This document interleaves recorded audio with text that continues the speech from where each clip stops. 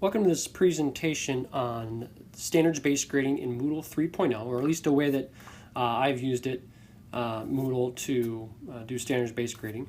A couple of things I'll talk about here is the scale, setting up the scale, setting up outcomes, creating an assignment and then applying outcomes to an assignment, looking at the gradebook and how it will show outcomes in a given assignment. And also something new coming in Moodle 3.1. If you already have 3.1, you can ask your IT administrators to enable this, which might make things easier. But again, I'll talk about that when we get to the end of the presentation. So let's get over to the browser and check out Moodle. Okay, so this is what a initial getting into a course would look like. Everything you'll see here today is in a sandbox, and any of the students you'll see are actually employees at George Fox University. And so this is the Moodle interface. We are Foxtail. It's George Fox University is where I work at. And so Fox is from the university's name, and Tail is teaching and learning environment. So that's where that comes from. But it is working on the Moodle engine. All right, so I have created a quiz here already. Just initially creating an assignment from that. But I'll get back to that in a bit. I want to go into creating that scale first. So what you do is you're going to scroll down here to administration or wherever it is on the page and go into outcomes. Now, if you don't see outcomes, this is a thing I dealt with, that you have to contact your IT department or whoever's in charge of your Moodle and ask them to turn it on because it's not something that's on by default, or I'm not sure how they work. But anyways, if you don't see it, go check with them. It should be available in Moodle 3.0. Then you come to this page, so outcomes used in course. Now, before we set up an outcome, let's define a scale, because when you set up an outcome, it asks you what scale are you going to use. So I'll go over here to the Scales tab and just click there. And we see some standard scales here. If you like those, great. But I'm going to add a new scale. I'm going to do a custom scale. And my scale, I'm going to call it 0 to 4, and I'll just call it scale. And to speed things up, I'm just going to paste in here what I've created here. And I can just type this in. So 0, and I like the numbers and I like the descriptors. So I like the numbers because it gives me evaluation when I'm grading and doing stuff in a Gradebook, Excel, things afterward.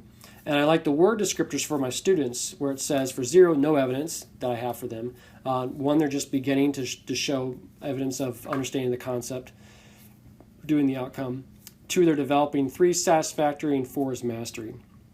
And when I think of these percentage-wise, at least in the cases that I've dealt with this, is a 4 is 100%, 3 is 15% off, so an 85, so about mid-range B. 2 is low C, 1 is, there used to be a 55, 2 would be a 70, 1 would be 55, and 0 would be 0. So really 0 is nothing. There's a lot of loss there. And why I think about it this way is because I'm saying I'm going to graduate a student with a mid-range B is satisfactory. And I think that's accurate. And if I'm going to say a 2 is developing, that's a low-range C. You need to do a little bit better. You need to do satisfactory on some concepts. You need to do something at least satisfactory, maybe even mastery. But if you do everything at developing, I'm not sure if that's something I want you to graduate with. So that's my kind of philosophy there and why I've chosen those. All right, so I'll go ahead and save changes here. All right, so I have the custom scale set up. And you can see over here, it hasn't been used yet. I haven't applied it to any outcomes. I'm going to come back to this and show you. So here you can edit. We can go back in, click on here. This is back to the same page we're on before. Or you can actually delete the scale. All right, so we have a scale created. Now let's go over to our outcomes. And we have no outcomes. And this is kind of confusing here because it's like I want to add an outcome. And here, this is to add from standard outcomes, which I don't have anything showing here. But it doesn't show how to add ones on your own, but it's actually under Edit Outcomes. So you can click here, or you can click up on this tab. Either one takes you over here. And this is where you see the Add a New Outcome. So I'll go ahead and click on there. And for my full name, I'll say it's Outcome 1. And a short name, I'll just call it 1. And the scale, so this is why we did the scale first, is we have to do scale 0 to 4. All right, so I'm picking my new one. Obviously, I could have gone here and picked it as well.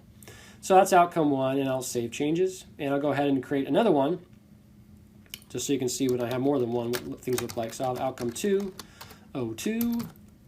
And again, I'll pick my 0 to 4 scale and save changes.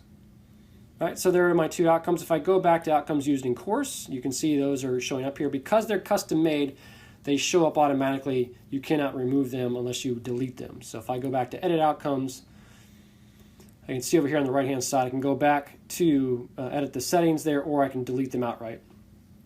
Right. Now I want to go back here, look at the scale real quick. If you go back to our scales page, you can see here it's used. Yes, I have applied it to an outcome, and that's why now I have no X here. I cannot delete this scale until I delete all outcomes using the scale. All right, so it's kind of a protection there that there's always going to be some scale associated. The scale you apply will always be associated with that outcome. It won't delete it by accident. All right, so we got our outcomes defined. We got our scale defined for outcomes. Let's go in and create an assignment. So we'll go back to the main page. And I was going to use this one. It's more of just a placeholder.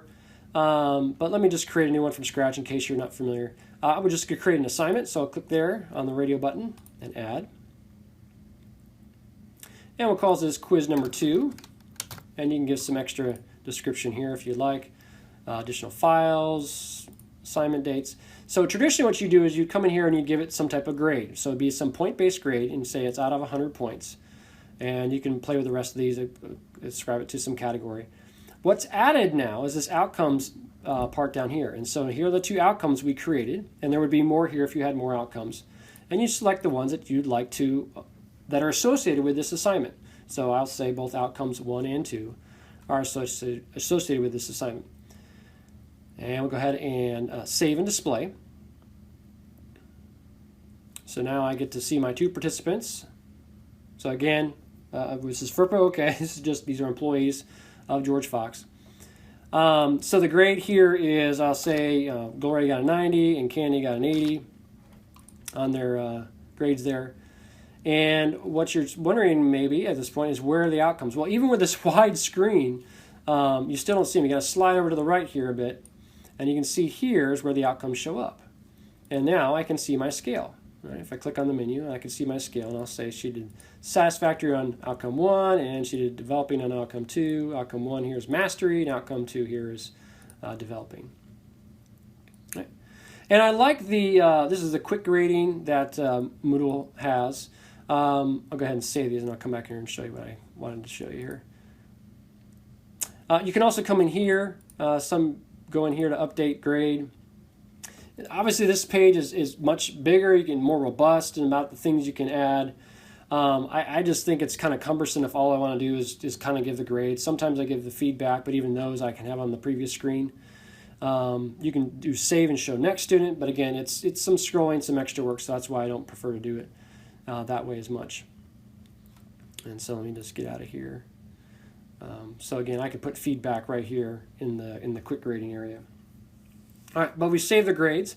So I'll see what things look like in the gradebook. So we'll go here and view the gradebook. All right, so there's quiz 1 that I didn't do anything with. We created quiz 2, so there we put the point values. And then here are the outcomes. So a couple of things that get awkward here a little bit is like, so you have different outcomes. You'd like them to be in alphabetical order, or outcome 1 comes before outcome 2. Well, I'm not quite sure where Moodle figures out what it does, but there's different times they'll be out of order and not where I want it, so I'll have to go in and adjust that. But the other thing I want you to note here is that the outcome score, scale score, is really just a informational piece for the student. It does not actually go into the score for the assignment. So if you want to do that, at least at this stage with Moodle 3.0, you'd have to do it somewhere else. And I'll have a separate video for that. Again, there'll be a link in the video description. Actually, links to all the things I'm showing you here. Well, not to Moodle if you have Moodle at your place, but some of the informational items. But yeah, so the grade here is just the grade that you would give the assignment overall versus the outcome where students can know where they're at overall. So if you want to incorporate this into a grade, you'd have to do that in a separate place. Another item that might be of interest is if you go into a grader setup. Here, instead of if you don't want to create an assignment every time, it's not terribly cumbersome, but it can be. You can come here and create or add an outcome item directly. So if I click add an outcome, and maybe I say this is actually what I've done before. This is a quiz number 3, and it involves outcome number 2, and it's not extra credit. And that's it. So I save changes. And so the quiz 3 comes in here. It's not an assignment, so it doesn't get the assignment icon, all the extra grading pieces like the point scale here, but it does get the scale here that is used, the 0 to 4 scale. Now if I want to score quiz 3, I'll come back to View, Grader Report, and I'll come in here and do the single view for quiz 3. And here I can do basically like the quick grade. I can come in here and change the grade to any point on the scale that I want and go ahead and save it. Or I can do a bulk insert. So if everyone's doing similarly, I can fix that as well. All right, but those are the different ways of using, I've used standard-based grading in Moodle and set that up. Again, I've done most of the scoring outside of Moodle in a spreadsheet, so look for that link in the presentation notes for how I've done that with one of my classes so far. The last thing I want to highlight is the new that's coming in Moodle 3.1, and that's on this webpage here, so it's Competencies. So they're still, I believe, going to have outcomes, which is what I showed you, and which aren't linked to the grade. And competencies may be linked to the grade, but it looks a little bit more along the lines of what we'd be interested in for standards-based grading. I know there's competency-based grading, which has got some similarities to standard-based grading, so it's going to be very interesting to see what it has as I just scroll down here and look at some of the feedback that students will get, what things will look like. But it gives them this setup of like 2 out of 15 competencies or proficiency, so it gives kind of that overall learning plan progress for students so they can see where they're at, as well as the teacher. So anyways, look for that as well, if that might be a better fit for what you're doing. But again, I haven't used it yet, but it's just I'm very interested in seeing. We're going to be starting Moodle 3.1 this fall, and I'll be looking at that to see if I want to add that to my courses. All right, so if you have any questions, please put them in the notes or in the comments below, and I'll try to answer them as best I can. And I hope you enjoyed this presentation. Thanks.